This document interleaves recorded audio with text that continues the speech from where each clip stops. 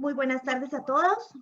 En nombre de Good Médica, institución con más de 25 años de experiencia, nuestra práctica está dedicada exclusivamente a la prevención, el diagnóstico y el tratamiento de las enfermedades gastrointestinales. Damos la bienvenida. Vamos a dar inicio al webinar de hoy. Les damos la bienvenida. El tema de hoy es hígado graso, lo que debemos saber. Todas las preguntas que surjan durante la charla las pueden dejar en el chat quienes estén conectados por Zoom o en el espacio de los comentarios del post quienes nos sigan por Facebook.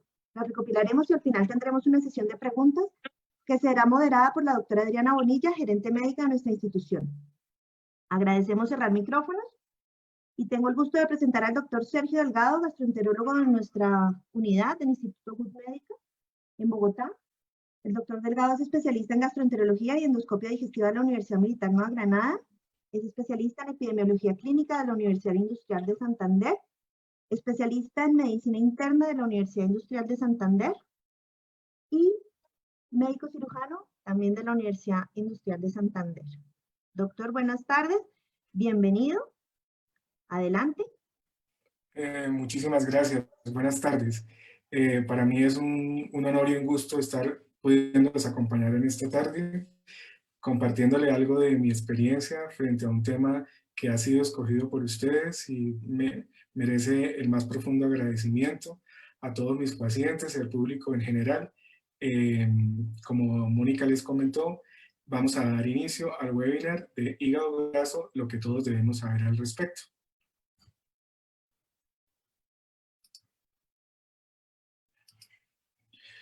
Bueno, vamos a hablarles sobre la enfermedad hepática grasa no alcohólica, entendiendo que es una condición que se asocia a una gran población actualmente y que tiene como principal característica que para que se produzca esta situación debe haberse descartado, como su nombre le indica, la ingesta o el consumo de licor.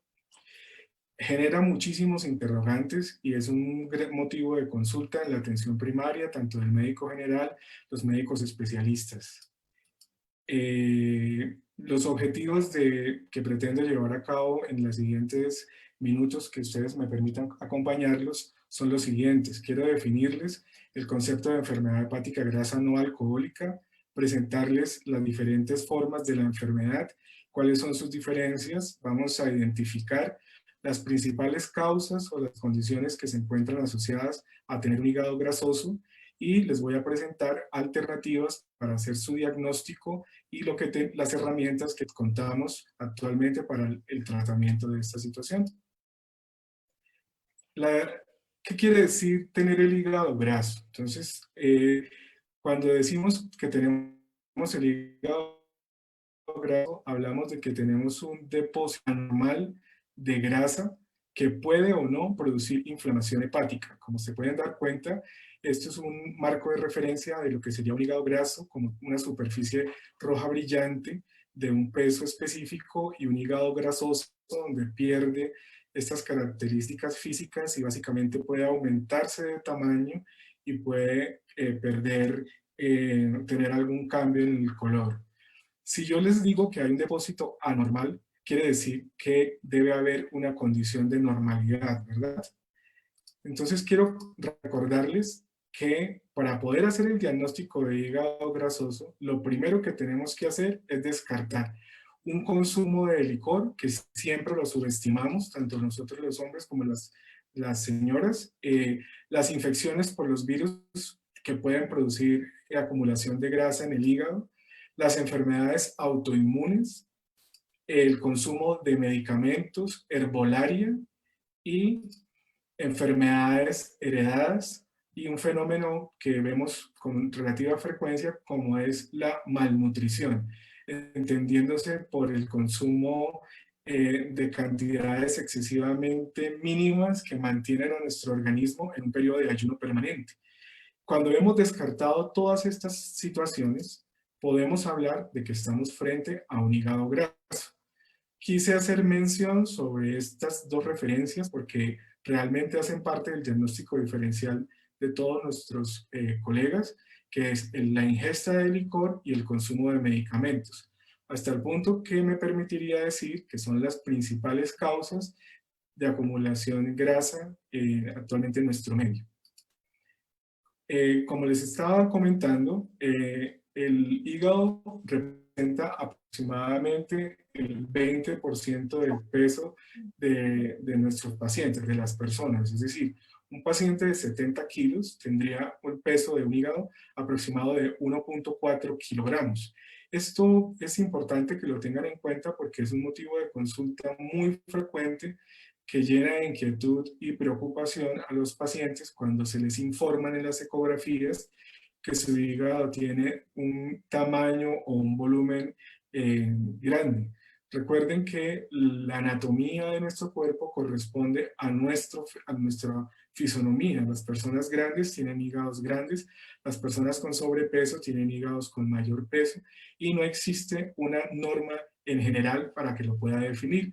Aquí les quise hacer énfasis en estas letras, la letra E, la letra D, que para las siglas en lenguaje español y en inglés hablan del componente de enfermedad.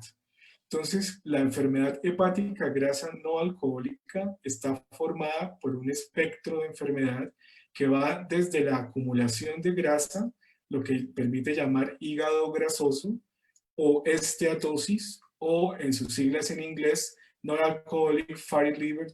Esta situación es en lo que voy a hacer referencia, que me va a permitir hacer el inicio de lo que posiblemente podría denominarse la hepatitis por grasa.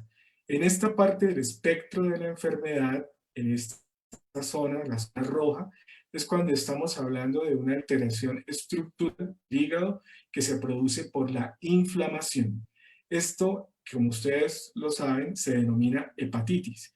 Cuando tenemos inflamación del tejido hepático a causa de la acumulación anormal de la grasa, se puede presentar cambios estructurales a nivel del hígado que podrían generar complicaciones severas como la cirrosis y el hepatocarcinoma. La gran mayoría de los pacientes, más del 85%, se encuentran en este espectro de la enfermedad, hacia la parte verde, donde tenemos un hígado grasoso, esteatosis, que quiere decir acumulación de grasa, o no alcohólica acumulación de grasa.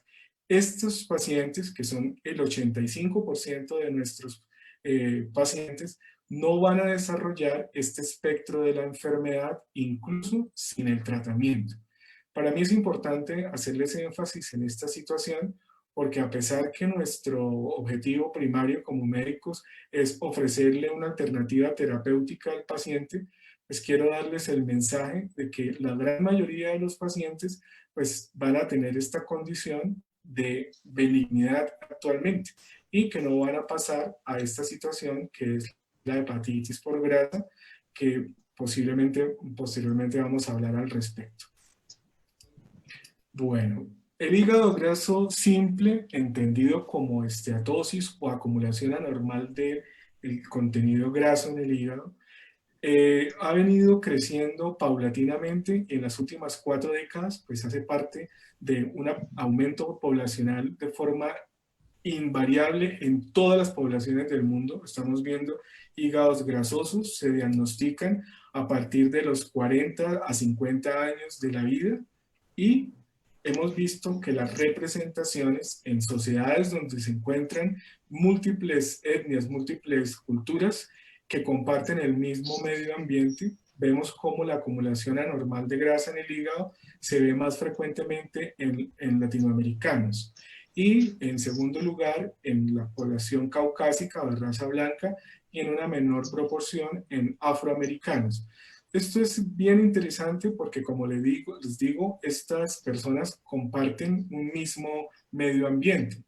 Entonces, a pesar que no podemos decir que hay unas diferencias raciales específicas, sí podemos establecer que existen asociaciones socioculturales como la alimentación, como el estilo de vida que nos demarca como latinoamericanos y que desafortunadamente están haciendo parte de la epidemia de obesidad que estamos viendo desde México hasta la Argentina y que está definiendo también cómo la población hispanoamericana es la que más padece hígado grasoso simple. También podemos ver que a mayor índice de masa corporal, es decir, que entre más problemas de sobrepeso tengamos, más acumulación de grasa vamos a tener y también el aumento de azúcar en la sangre. Ya ustedes están imaginando que estoy haciéndoles como un primer alerta hacia una de las condiciones asociadas a la acumulación de grasa en el hígado, que es la diabetes mellitus. A pesar que no podemos decirles exactamente cuál es la causa de acumulación de grasa en el hígado, sí podemos ver condiciones asociadas. La primera de ellas, la que ya les hice referencia, los niveles elevados de azúcar en la sangre y la hipertensión arterial, los problemas en la grasa sanguínea, como los niveles de triglicéridos, colesterol, el sobrepeso u obesidad, y un tema que adquiere vital importancia, que es la resistencia a la insulina. Quise ponerles esto de forma muy destacada porque este término de resistencia a la insulina lo van a compartir muchas patologías y es importante que comencemos a familiarizarnos con ello. Quiero ofrecerles la siguiente analogía. Cuando tenemos resistencia a utilizar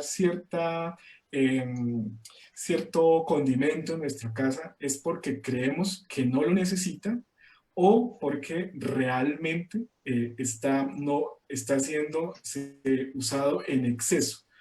A esa analogía de la resistencia a la insulina quiero recurrir para explicarles que cuando tenemos niveles elevados de insulina, nuestro cuerpo las está traduciendo como si estuviera un exceso de insulina, por lo cual no la vamos a utilizar, o porque sencillamente la acumulación del azúcar a nivel del tejido hepático no precisa que haya niveles de insulina elevados para introducir el azúcar como fuente de energía a nuestras células. Este mecanismo de resistencia a la insulina va a generar que en nuestro cuerpo tengamos niveles muy elevados de esta hormona, que es una hormona esencialmente anabólica, que permite producir un tejido muscular adecuado, que todo el tiempo está promoviendo la síntesis de proteínas y la utilización de energía por parte de las células, y que en su estado patológico, como el exceso de ella, produce una sensación de apetito muy complejo que contribuye directamente al sobrepeso. Además, la insulina hace parte del metabolismo de las grasas y de las proteínas. Y en un exceso de azúcar en nuestro torrente sanguíneo y un exceso de insulina, se contribuye a la formación de la que llamamos grasa propia del tejido hepático, es decir, nuestro propio hígado produciendo cantidades alarmantes de grasa, ¿correcto? Esto se traduce en las siguientes situaciones. Promueven un estado en el cual vamos a tener nuestro cuerpo bajo unos niveles de inflamación crónica. Favorece el crecimiento de nuevas arteriolas y de trombosis microvascular, y desafortunadamente genera un desequilibrio hormonal que es muy importante tenerlo en cuenta, porque el paciente se nos presenta con la siguiente situación. Cuando tenemos una resistencia a la insulina, o lo que se traduce en niveles elevados de la misma, nos estamos enfrentando lo que se llama un síndrome metabólico, que es como el eje angular de muchas patologías, entre ellas cardiovasculares.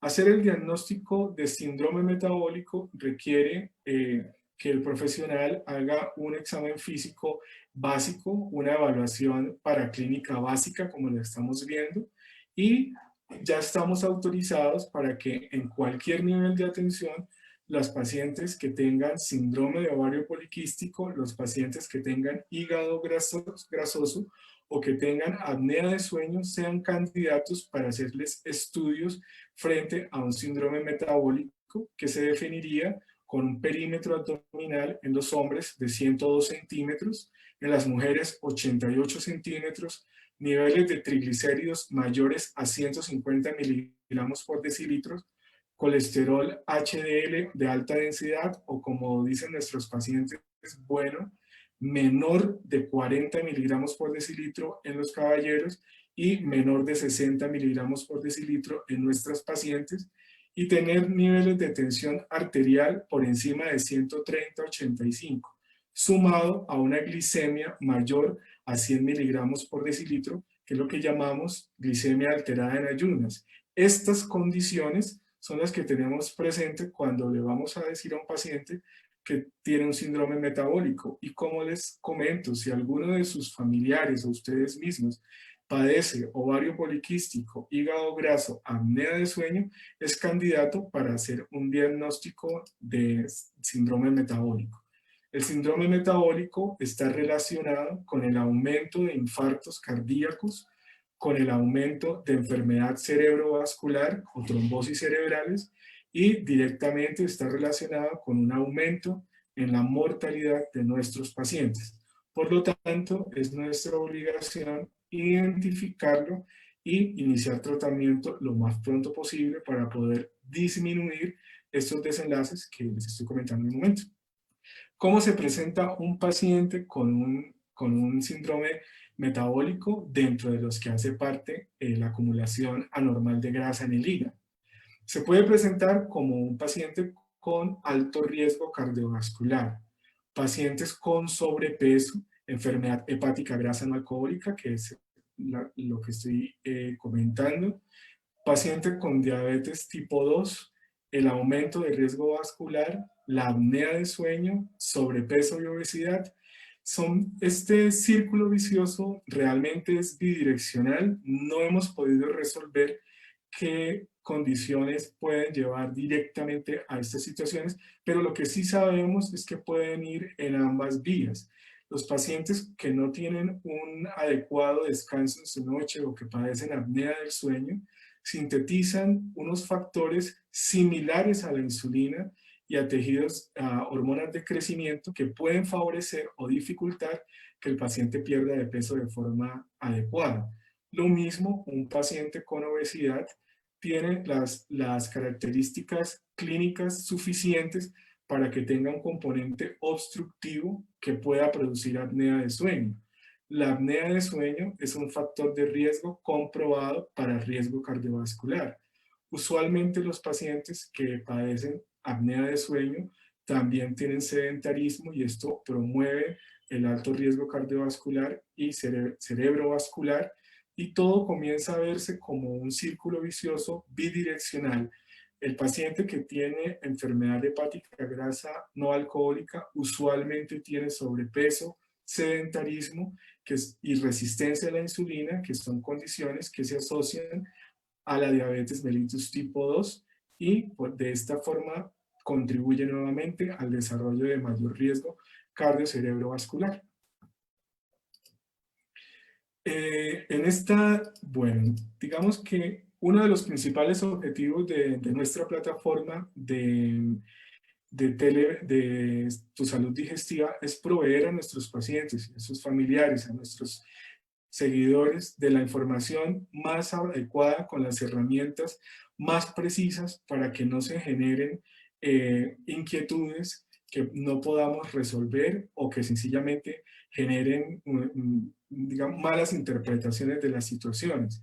El hígado graso me puede llevar a una cirrosis, el hígado graso me puede llevar a un cáncer de hígado, el hígado grasoso va a disminuir mi expectativa de vida. El objetivo de todos mis compañeros es que a través de esta plataforma podamos establecer un enlace con nuestros pacientes, con sus familiares y seguidores, para poder contribuir de esta manera a esclarecer estas dudas. ¿Cuál es la vía que debemos utilizar para poder hacer un diagnóstico apropiado? Como les comentaba al inicio de mi intervención, más del 85% de los pacientes con hígado grasoso no manifiestan ningún tipo de síntomas. deben acudir a cualquiera de los niveles de prestación de salud, donde se nos va a hacer una historia clínica lo más completa posible, haciendo énfasis en nuestros antecedentes, los antecedentes familiares, en los factores de riesgo que tenemos, haciendo un examen físico lo más completo posible, con el objetivo de poder identificar si estamos a riesgo de tener una o ya estamos inmersos en un síndrome de resistencia a la insulina. Y si tenemos un síndrome metabólico asociado.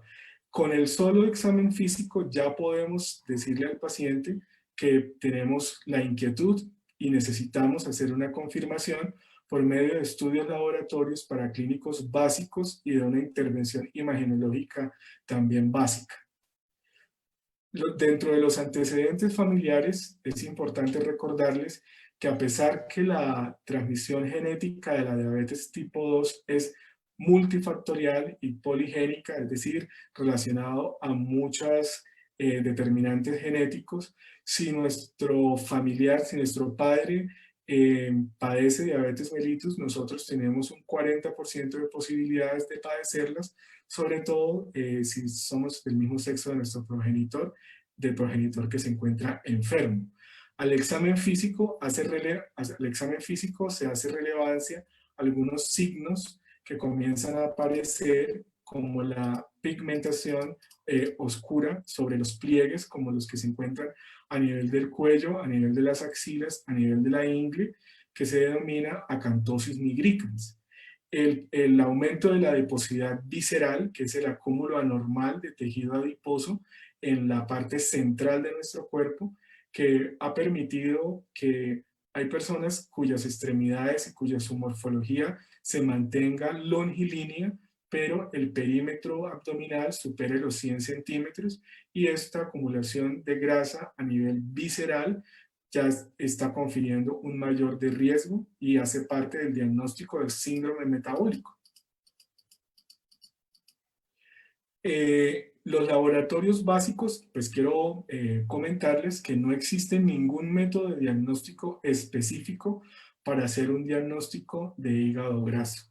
Y el armamento que tenemos de imágenes diagnósticas nos va a permitir confirmarle al paciente que está presentando hígado graso y si está dentro del espectro de la enfermedad donde no hay una inflamación, solo un depósito anormal, o si pertenece al grupo de los pacientes que tienen una hepatitis grasa, como les comenté al principio. En cuanto a los paraclínicos que podemos ofrecerle a nuestros pacientes, tenemos las pruebas de función hepática, dentro de las que destaco estas enzimas que no tienen un origen exclusivo en el tejido hepático, también se encuentran a nivel muscular, del músculo cardíaco, del cerebro, del tejido óseo. Entonces, pueden estar incrementadas en otro tipo de patologías, por lo tanto, no podemos decir que son específicas para el diagnóstico de hígado graso. También podemos ver niveles de ferritina elevada, alteraciones en el perfil lipídico, aumento de la glicemia, alteraciones en la función renal, una elevación del ácido úrico y pruebas de función hepática que también se pueden ver alteradas. Ninguna de ellas es específica de la condición que les comento del hígado grasoso. Y como método diagnóstico podemos ofrecer, por la accesibilidad, porque es un método diagnóstico bastante eficiente y suficiente, la evaluación ecográfica del tejido hepático, lo que llamamos ecografía hepatobiliar. Para nuestros pacientes es como el primer paso para el diagnóstico de un hígado graso. El colega radiólogo lo que va a identificar es que el tejido hepático cambia su tonalidad, aumenta el brillo, se hace más opaco para entenderlo, y puede tener aumento del tamaño. Como les quise destacar, una ecografía hepatobiliar pues está al alcance de cualquier nivel de atención en salud, desde el primer nivel a cuarto nivel. Es bastante eficiente y es suficiente para hacer la evaluación inicial del tejido hepático. ¿Qué tenemos para ofrecerle a nuestros pacientes con esteatosis hepática? Los objetivos del tratamiento del hígado graso son los mismos objetivos o comparten objetivos con el manejo del síndrome metabólico y son cambios en el estilo de vida que realmente requieren el compromiso de nuestros pacientes porque no existe un tratamiento específico que los libre del esfuerzo físico. Entonces, lo primero que debemos hacer es explicarle al paciente que debe incorporar en sus rutinas de vida un ejercicio combinado que le permita aproximadamente 30 minutos al día durante 5 días, o lo que sería 150 minutos por semana, de un ejercicio aeróbico con combinaciones de ejercicio anaeróbico por corto espacio de tiempo. Esto se obtiene básicamente caminando en 30 minutos en una superficie plana, si se puede mucho mejor en una superficie inclinada, y al final de los 30 minutos de caminata a paso rápido, poder hacer un trote ligero que permita tener un nivel de anaerobiosis límite por un espacio de 5 minutos. O las combinaciones que actualmente pues, hacen parte de las rutinas de ejercicios de contracciones isovolumétricas o el ejercitamiento con pesas de bajo peso, valga la redundancia. La reducción de peso que se requiere para que tu hígado comience a funcionar de una forma más apropiada no se requieren grandes intervenciones. Con una reducción entre el 5 y el 10%, que equivaldría a entre un 5 y un 15 kilogramos, es suficiente para comenzar a liberar nuestro hígado de la acumulación anormal de grasa. ¿Cómo lo logramos? Pues tenemos que hacer la combinación junto con el ejercicio, disminuir el aporte calórico. Nosotros tenemos en nuestra disposición una profesional en nutrición clínica cuya experiencia en este tema va a ser muy apreciada por cada uno de nosotros y nuestros pacientes, porque la idea es que el adelgazamiento no se obtiene con fórmulas mágicas. Se requiere que nuestro cuerpo comience a estar en un balance negativo en cuanto a la energía que le estamos dando para el momento y para el espacio y para el trabajo que estamos realizando en el momento. No es la misma la dieta para un adolescente que la dieta que le vamos a ofrecer a un adulto mayor. Por eso este tema debe ser orientado por un profesional de la nutrición clínica. No se trata de tomar la dieta que le sirvió a mi familiar, a mi vecina, sino que debe ser totalmente individualizado. Hago mucho énfasis en la abstinencia por el alcohol. Básicamente es generar una cultura de cambio porque lo que queremos es que el paciente haga conciencia que la causa más frecuente de acumulación de grasa en el hígado puede ser el consumo de licor. Y si tenemos un hígado grasoso, no debemos someterlo a otra noxa, a otro agente que lo pueda lastimar. Por eso les hago mucha énfasis en la abstinencia del consumo de licor y la automedicación. Hay gran cantidad de suplementos vitamínicos de marcas muy reconocidas que pueden ser automedicados y que pueden, sin saberlo, estar agrediendo nuestro hígado. Del mismo modo, la herbolaria, las infusiones que tienen muchas aromáticas en el mercado, sin saberlo, pueden estar dañando nuestro hígado. Entonces, los invito muy especialmente a que tengan un uso muy apropiado del licor y evitar al máximo automedicarse, ¿correcto? En nuestro hígado graso debemos siempre recordar que una alimentación balanceada en el país donde tenemos el café de mejor calidad del mundo nunca puede ser sustituto de estos suplementos que ustedes ven acá. Nosotros tenemos que incorporar a nuestra cultura una alimentación balanceada, rica, de forma fresca, evitando todos los productos industrializados, haciendo honor a pertenecer a uno de los países que provee de una gran diversidad en nuestra alimentación y evitar al máximo los suplementos industrializados. No tiene presentación que los pacientes nos pregunten por suplementos de omega 3, suplementos de cafeína, suplementos de multivitamínicos, cuando gracias a Dios podemos tener una alimentación de la mejor calidad posible, ¿correcto?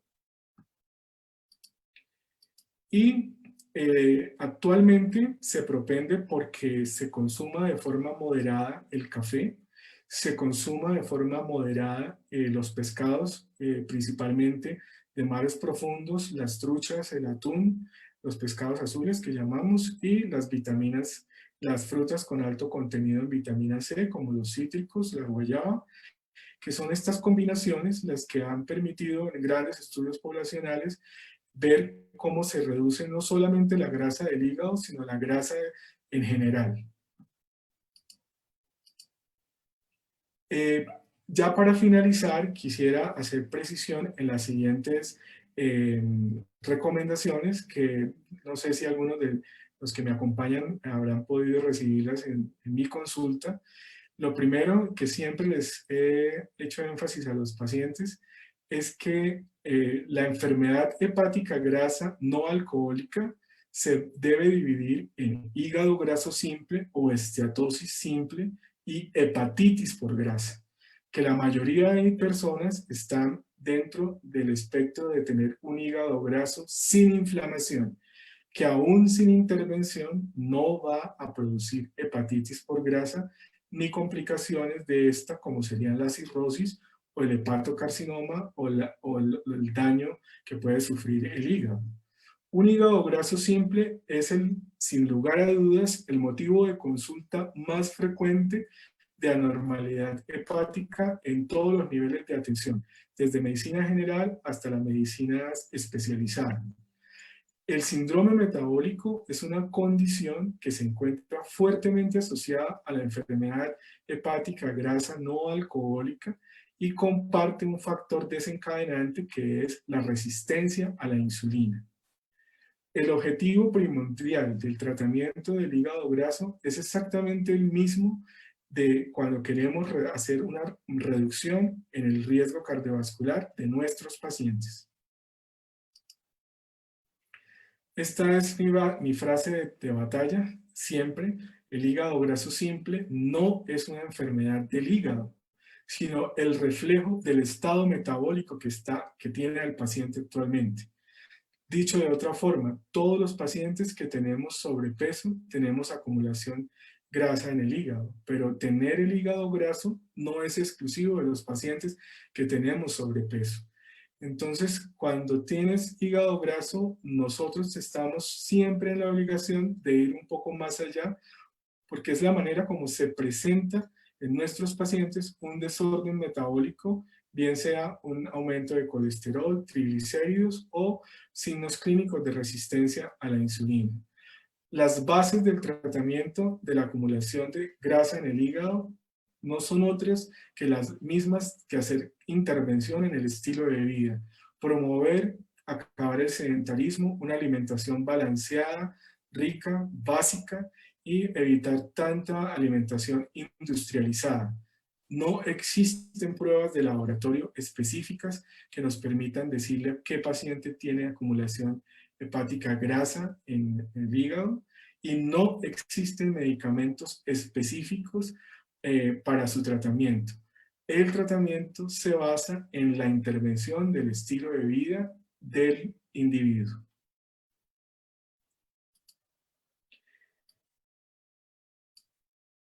Y quiero agradecerles sinceramente a todas las personas que se tomaron el tiempo para acompañarme. Esta condición, el hígado grasoso, pues es una de las condiciones, de los motivos de consulta que más tenemos en nuestra institución. Yo hago parte de la clínica de diagnóstico y tratamiento de patologías hepáticas de Good Medica y pues estoy totalmente a su servicio. Es un honor acompañarlos esta tarde y les agradezco infinitamente su tiempo, su paciencia, y estaré atento a poderles responder en la medida de mi conocimiento todas las preguntas que ustedes deseen hacerme. Muchísimas gracias. Doctor Sergio, Muchísimas gracias, excelente exposición. Creo que nos queda mucho más claro el concepto del hígado graso y lo que significa dentro de un contexto de un paciente ese hallazgo que hace parte pues de un conjunto de, digámoslo, no enfermedades, pero sí estados del paciente que toca intervenir. Doctor, usted decía que ¿qué porcentaje del peso de un paciente tiene el hígado? Bueno, doctora Adriana, buenas tardes. El hígado representa el 20% del peso corporal que tiene las personas. Dentro de ese 20%, el tejido hepático, el esqueleto del tejido hepático está formado por grasa. Entonces, cuando decimos acumulación anormal de grasa en el hígado, estamos dando de antemano a conocer que uno de los componentes del hígado es el tejido grasoso, pero que se sobrepasa y es cuando comienza la acumulación anormal. Una persona de 100 kilos tendrá un hígado de aproximadamente 2 kilogramos de peso. Dentro de estos 2 kilogramos, aproximadamente 200 gramos del hígado normal estaría formado por tejido adiposo. El tejido adiposo hace parte del tejido de soporte del hígado. Correcto. Cuando una persona tiene su índice de masa corporal o está adecuado en su peso con respecto a su talla, el médico le debe solicitar una ecografía de hígado para mirar si tiene alguna alteración del hígado. ¿Esto se relaciona también dependiendo de la edad del paciente? Esta pregunta es muy valiosa. Actualmente utilizábamos una relación cintura-cadera para poder mirar qué pacientes eran más propensos a tener anormalidades en su metabolismo. Hoy en día hemos establecido un parámetro un poco más objetivo, como es el perímetro de la cintura, porque el morfotipo de las personas varía dependiendo de las razas. Los latinoamericanos tenemos una forma de cuerpo diferente a los afroamericanos y a los caucásicos. Entonces, hace parte del abordaje diagnóstico de un paciente. Pero lo más importante, inclusive en pacientes con índice de masa corporal adecuado, es poder examinar el paciente de una forma exhaustiva para poder encontrar si hay un aumento del contenido adiposo visceral, lo que llamamos acumulación de grasa a nivel del centro del cuerpo, y a estos pacientes deberíamos iniciar todo el proceso de diagnóstico que inicia con una adecuada historia clínica, exámenes básicos y una ecografía de patología. Correcto.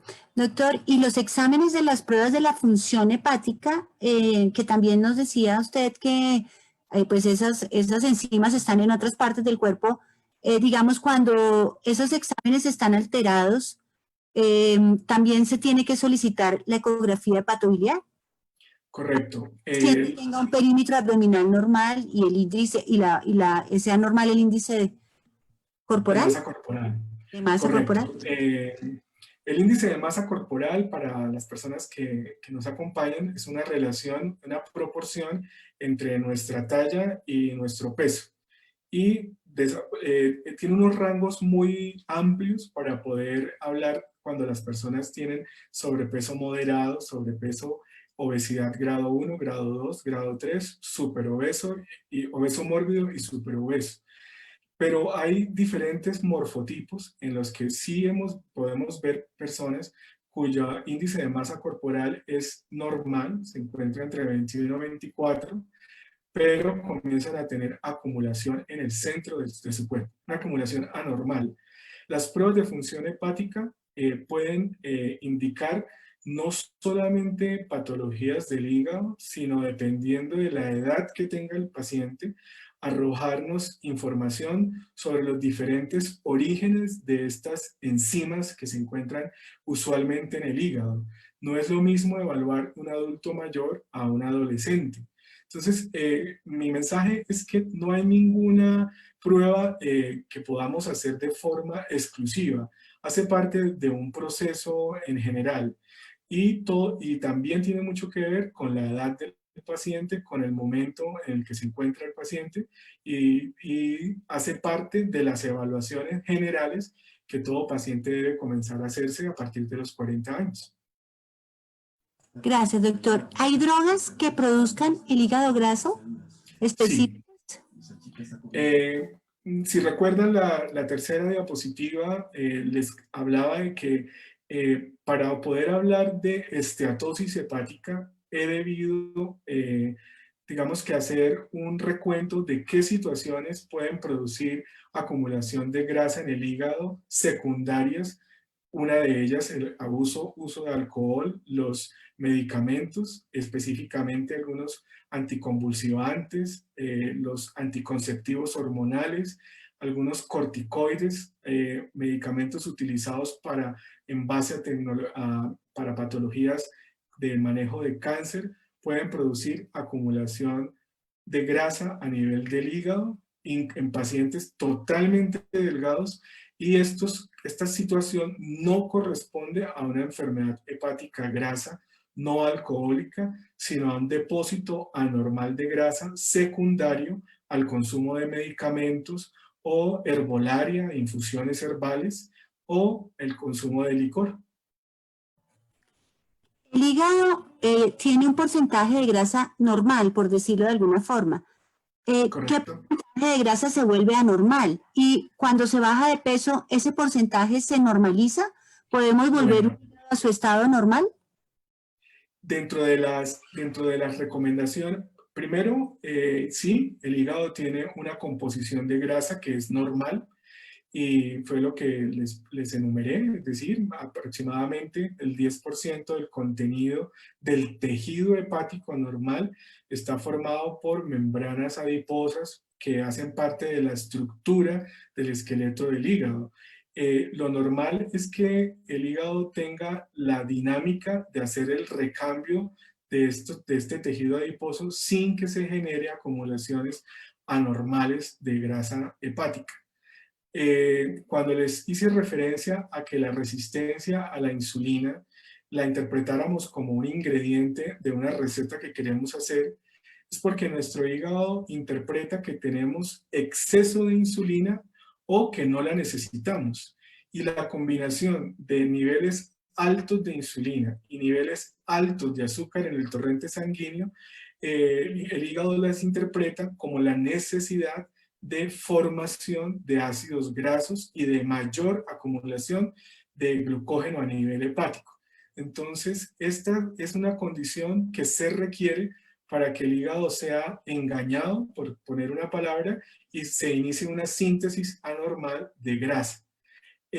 Si logramos hacer todas las intervenciones que les denominé al final, como la reducción de peso, un ejercitamiento aeróbico, se puede reducir la acumulación de grasa, no solamente del hígado, sino de todos los tejidos, porque recuerden que la esteatosis o la acumulación de grasa se puede ver en el corazón, en el páncreas, en el vaso, no es exclusivo del hígado. No se requieren unas pérdidas de peso exageradas. ¿Recuerdan en la diapositiva donde les hablaba del licor, de las infusiones y de los medicamentos? Les quise hacer énfasis en la malnutrición. Una dieta mal balanceada, una dieta mal diseñada o sencillamente no individualizada que produzca una pérdida de peso acelerada puede producir acumulación anormal de grasa en el hígado.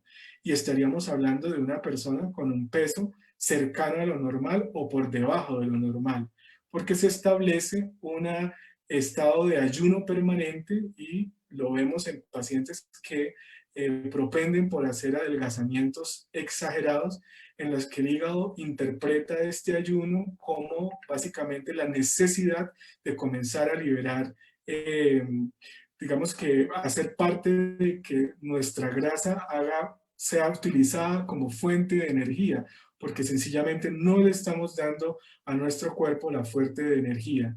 Entonces, en el tema de la nutrición, es lo mismo pecar por exceso que por defecto. Lo es tan malo tener una sobrealimentación como una malnutrición por defecto o lo que llamaríamos una desnutrición. Correcto. Una de las preguntas, pues hay varias preguntas en este aspecto. Creo que de chiquitos nuestras mamás nos decían o que nos tomáramos algo como el aceite de ricino o algo así para limpiar el hígado. ¿Hay algún medicamento homeopático o algo que sirva para eso, doctor? Bueno, digamos que han tenido diferentes nombres y durante muchos años fueron llamados los famosos colagogos y coleréticos. Hacen parte de la cultura y pues merecen todo el respeto, obviamente. Cuando hablamos de este tipo de sustancias que tienen el potencial de hacer una excreción de bilis, básicamente recordamos esos principios como el aceite de ricino o cualquier fuente con un contenido exagerado de grasa podría liberar o estimular la producción de bilis. Sin embargo, existe alguna evidencia de que alguna herbolaria como la glicirrisa o el mismo boldo, que tiene un efecto colerético, pudiera ser lesivo para el hígado. El ácido glicirrícico hace parte de los componentes saborizantes que tienen la mayoría de infusiones herbales que prometen estar libres de azúcar y sin embargo son gustosas por tener un sabor que lo podemos apreciar. Siempre les trato de decir a mis pacientes que se fijen muy bien en las etiquetas de las infusiones herbales en base a infusiones de frutas donde no hay contenido de glucosa que pueda ser reemplazado por este tipo de alimentos, como el ácido glicirrícico, que no solamente puede producir lesiones a nivel del hígado, sino a nivel de los riñones, estados de hipertensión arterial. Entonces, a la sugerencia de nuestros asistentes, sí, siempre han habido sustancias que puedan tener un efecto colagogo y colerético, que es la excreción a nivel de la bilis, pero desafortunadamente no podría darles el nombre de limpieza del hígado. Y quiero sugerirles muy respetuosamente que se abstengan de hacer este tipo de prácticas, a no ser, digamos que, porque no lo podemos recomendar médicamente hablando. Doctor, con respecto al alcohol, a la cerveza, al vino, decíamos que, o en una de las diapositivas, que cuando había este hígado graso, tocaba hacer una abstinencia total del alcohol, o hay grado, puede permitir algún grado de alcohol. Bueno, en este aspecto lo que queremos es iniciar un cambio cultural en nuestros pacientes. Si ustedes se pudieron dar cuenta, en la población de personas con hígado graso simple o esteatosis hepática representa una cantidad enorme de las personas.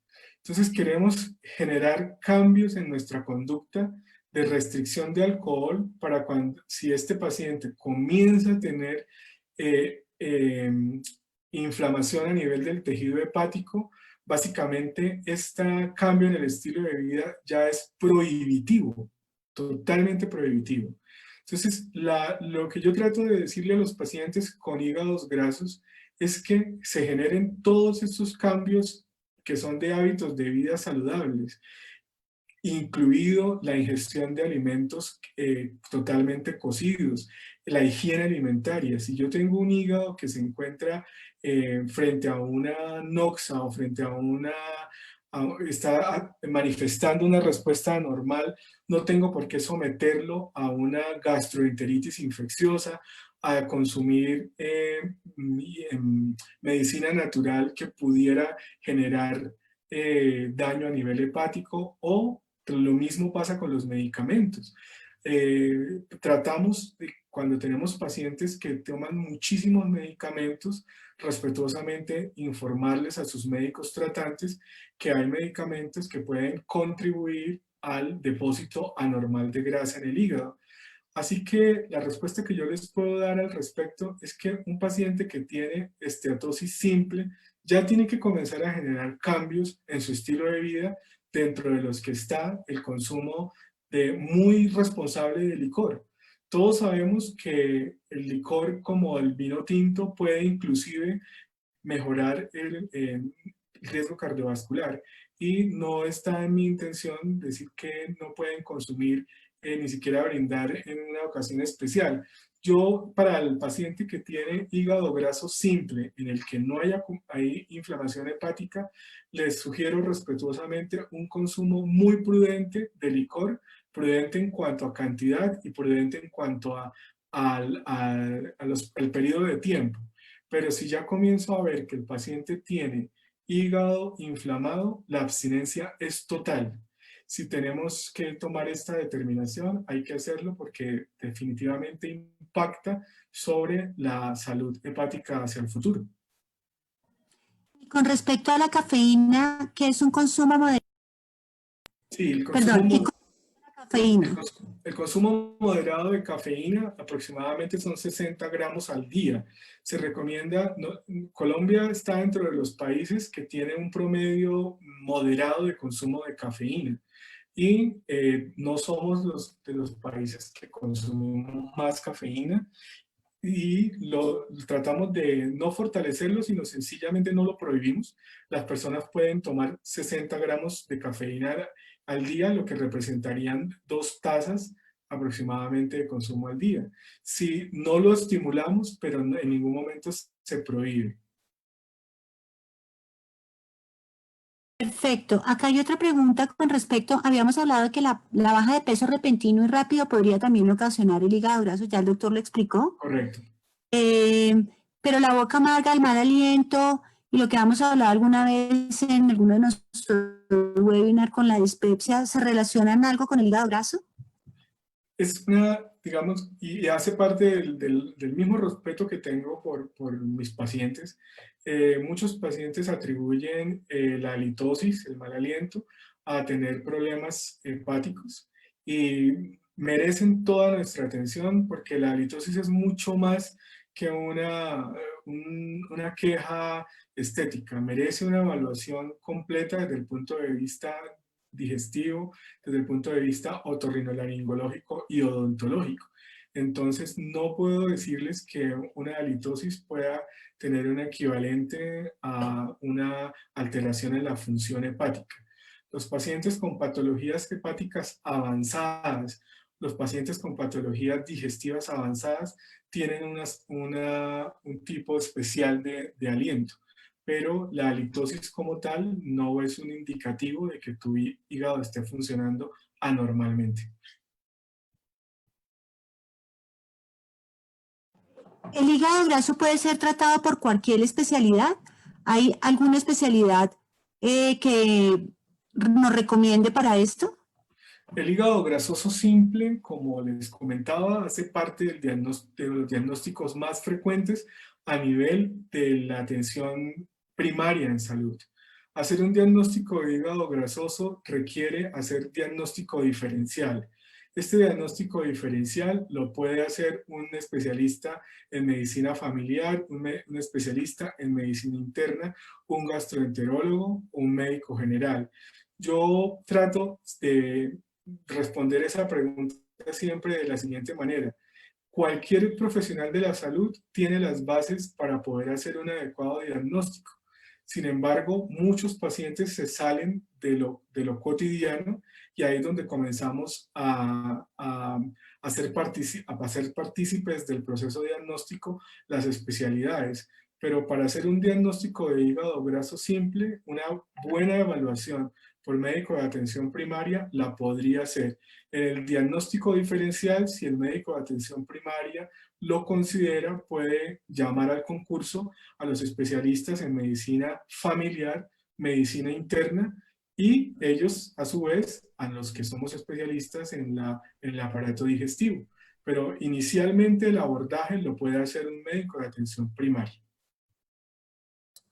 Muchísimas gracias. He tratado de hacer un resumen de todas las preguntas. Hay muchas que están en el chat que no corresponden pues al tema de hígado graso.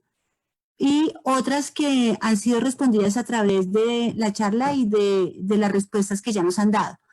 Hemos visto cómo hacer ejercicio, los cambios de vida en los hábitos saludables, una dieta balanceada, pues nos van a ayudar en todas las enfermedades o en todos los síndromes que hemos hablado a lo largo de estos webinars, el reflujo, el síndrome de intestino irritable, o sea, todos llevamos a lo mismo, a que tenemos que cambiar nuestros hábitos de vida por nosotros mismos. Más ahora en confinamiento, pues sabemos que ha cambiado mucho nuestro estilo de vida, pero tenemos que mantener todas las recomendaciones que nos han dado nuestros especialistas. Muchísimas gracias, doctor Sergio. Ha sido excelente la exposición. Creo que han sido resueltas todas las inquietudes y preguntas. Doctora, muchísimas gracias por la invitación. De nuevo, gracias. Para mí es un honor acompañarlos, a todos mis pacientes y a todos sus familiares y a nuestros seguidores. Muchísimas gracias por el tiempo que se tomaron por permitirme acompañarlos. Gracias. Gracias. Los invitamos a visitar nuestra página web. Allí están pues los servicios que estamos en este momento ofreciendo y prestando. Esperamos vernos en 8 días. Ya llegará la invitación para que nos sigan acompañando. Gracias, Mónica. Gracias a todos. Gracias a nuestros pacientes y a todas las personas que nos acompañaron en el día de hoy. Feliz tarde. Gracias.